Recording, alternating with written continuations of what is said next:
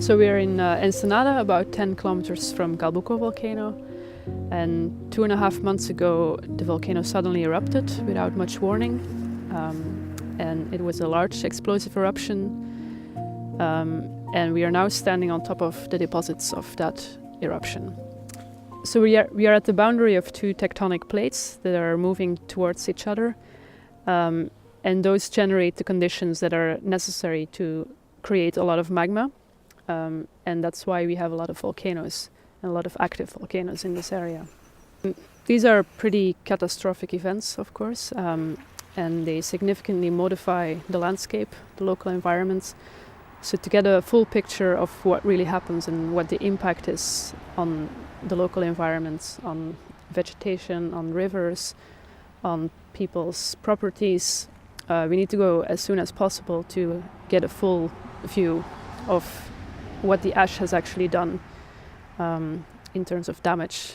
So we can usually find sections in the volcano, for example in the valleys or along roads, where we see deposits of older prehistoric eruptions that we have not been able to observe. And we can count the number of events that we record that way.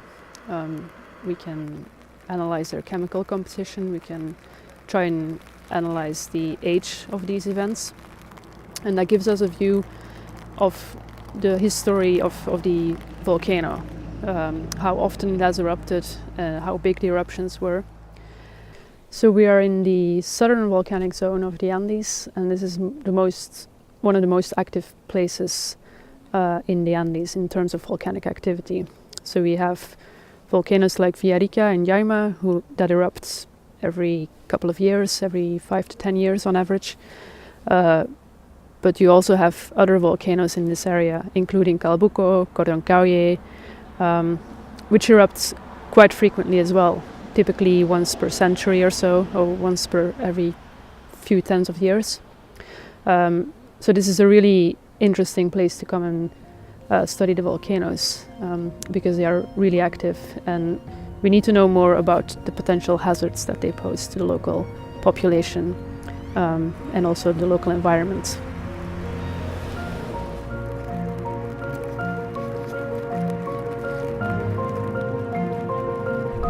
Sí, es muy importante para nosotros tener expertos como Karen de la Universidad de Oxford, expertos en volcanología, primero para nosotros académicos universitarios, para entender más todo el proceso volcanológico.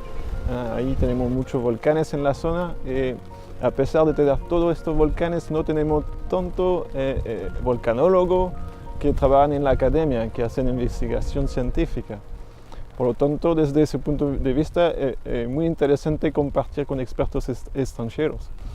Ahora, también es muy importante para difundir la información a la comunidad de forma general, para que podamos explicar a la gente cómo se forman los volcanes, cuáles son los productos asociados a erupciones volcánicas, y también cuáles son los riesgos asociados. Y ahí también es importante explicar a la gente que toma decisiones, las autoridades locales, regionales, nacionales, cuáles son los riesgos y cómo, digamos, se puede hacer una mejor gestión de los riesgos volcánicos.